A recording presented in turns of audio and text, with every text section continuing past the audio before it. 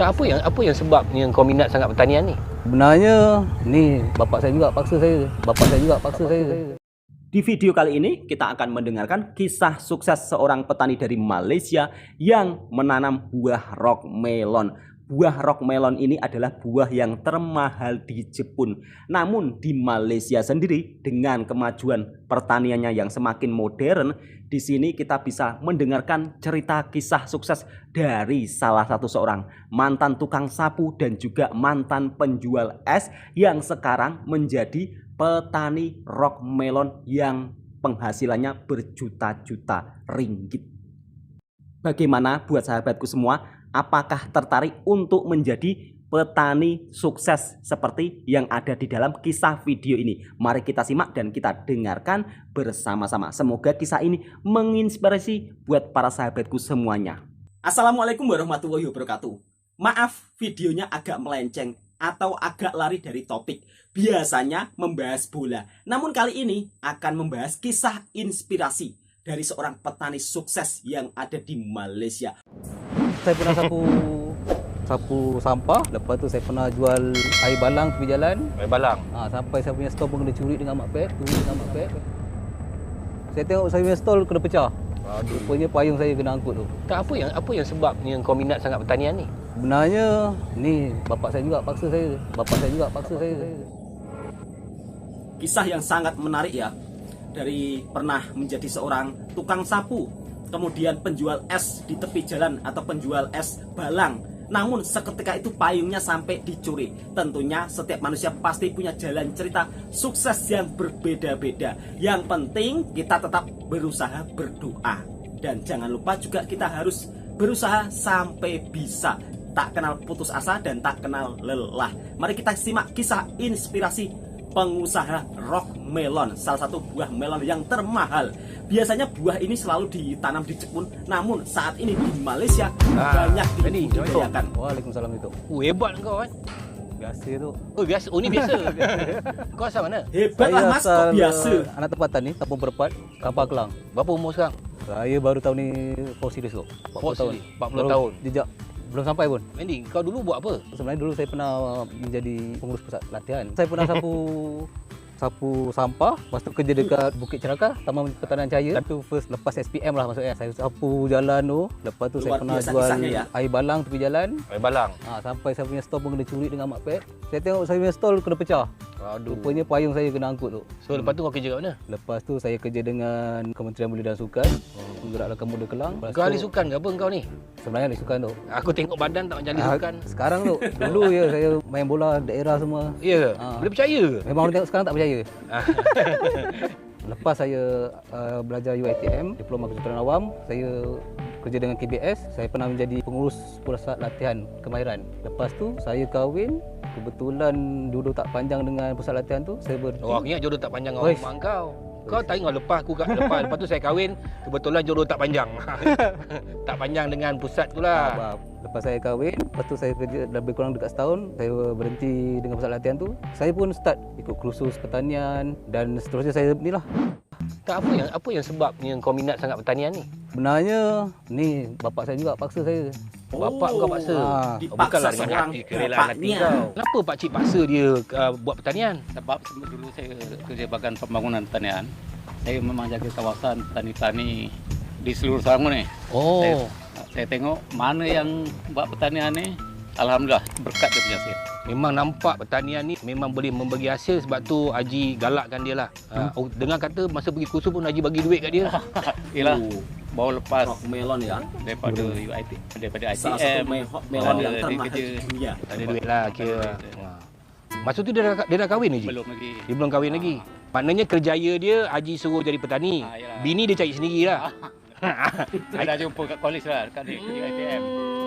Dia dah jumpa, maknanya dia serampang dua mata lah. Dia belajar kat sana, pada dalam masa yang sama dia dah bawa balik. Alhamdulillah lah, jodoh je kan. Kalau dah tua-tua ni macam saya ni dah 50, 54 ni, boleh ke buat pertanian lagi? Boleh. Pertanian tak ke umur. Tak lambat ke macam saya ni? Tak ada masalah. Usahanya tak lambat Datuk. Buat kecil-kecil dulu lah. Sebab kita ni kat sini pun orang kursus lah. Kebetulan masa tu dia entah macam mana dia buka surat khabar, ada kursus. Saya cakap, okey, ini cuba pergi kursus ni. Saya pun pergi kursus lah, 3 hari 2 malam lah. Belajarlah. Kebetulan minat pula sebab masa tu fertigasi baru bertapak lah. Sebelum kau tanam rock melon ni kau tanam apa? Ada tanam benda lain? Ada tu. Apa ni kau tanam? Biasa asas fertigasi ni dulu orang cakap mesti cili. Jadi saya pertama mula tanam cili. Tapi satu musim tu. Dulu tanam cili. Sebab masa tu Harga jatuh. Kau kau ni cepat putus asa. Itu petik duit tu. Kau rasa kau tak buat cilibo ke? Masa tu tak terfikir lah. Masa tu baru nak start kan. Jadi kita tak ada nak kembangkan lagi.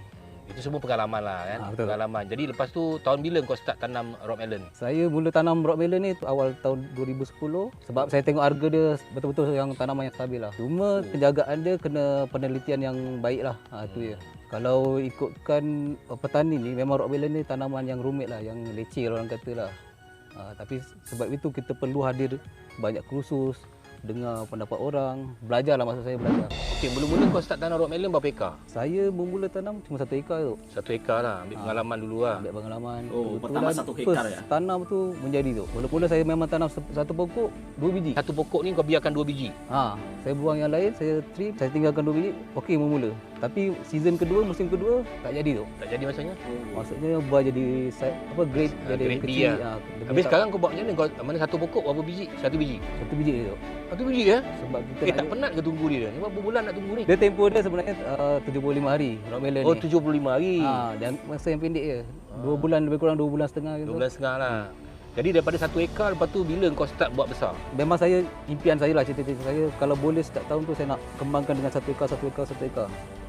Jadi saya dah masuk bidang ni dah lebih kurang dalam 11-12 tahun. Alhamdulillah saya capai jugalah 7 ekar. 7 ekar sekarang kau ada? Ada.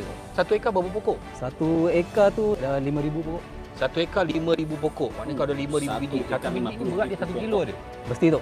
Mesti Maknanya 1 kilo makna 5 tan lah 1 ekar. Average saya kurang lah. lebih kurang. 5 Itu tan paling minimal lah. Tapi 5 tan je. Aku nak kira duit kau ni. Aku 5. Berapa ringgit kau jual ni? Borong ni? borong RM4 macam tu. RM4. 5 kali 4, RM20,000. RM20,000 kali 7. Oh, kira kau jutawan lah sekarang. Alhamdulillah ada rezeki. Alhamdulillah. Kan?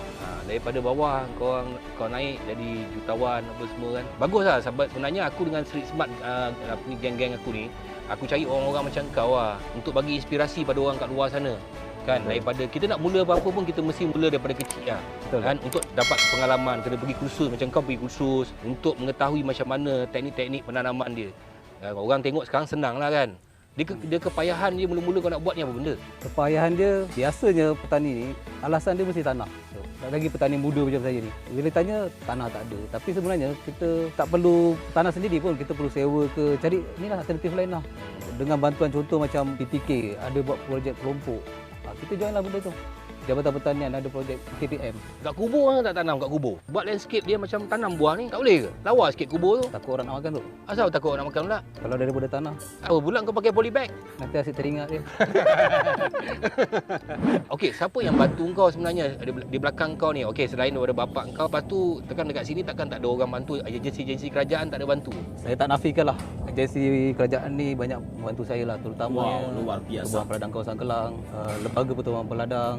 Tapi banyak dia Ternyata orang kata petani dia orang kata di sebenarnya Malaysia kerajaan tu tak mendapat bantu sokongan penuh pertanian dari ni kerajaan untuk ya. budak kan. Dia Masya tak Allah. minta, dia cakap dia betul. Memang itu biasa alasan tu. Alasan Alasan je tu. Sebenarnya kalau kita tak berusaha, kita takkan jumpa jalan ni pun. Betul juga, Ibarat dulu Bang. saya pun macam Mantap. ibarat menebang hutan. Sama-sama saya kena cari mana hala nak tuju, mana agensi kita nak pergi, Agrobank ke, Pertubuhan Peladang ke, Jabatan Pertanian. Sebenarnya ada. Kerajaan kita memang sediakan banyak bantuan faedah, terutamanya kepada belia di bawah 40 tahun sebenarnya. Maknanya memang ada, tapi program sebenarnya yang dia orang yang sangat merungut luar tapi biasa tak ya, minta, tak dari cari, kerajaan kan, Malaysia. tak Betul. pandang, tak dengar kan. Betul. Tahu nak komplain je kan. Kau ada pinjam bank juga? Ada tu mesti ada. Kau pinjam dengan Agrobank ah? Agrobank lah, Agrobank. Oh, banyak kau pinjam? Saya pinjam 40,000 tu. Tapi saya dah mula dah masa tu. Oh, kau dah mula lah? Memang Dah bayar habis dah? Alhamdulillah dah. Oh, hutang kena bayar. Yang betul tu. Kalau tidak, kat sana nanti 1 sen kau hutang pun, masalah. Tak Kan? Betul sekali Dato'. Kau Hutang tolong kena telefon bayar. siapa nama pegawai yang jaga kat sini ni. Aku nak jumpa dia. Apa nama dia? Puan Masura. Aku dah panas ni, jom kau call dekat sana. Assalamualaikum Puan. Puan mesti datang ke rumah saya. Urusan dah sampai ni. Tak tahu nak jawab apa. Saya harap Puan dapat sampai lah. Boleh Puan? Okey Puan.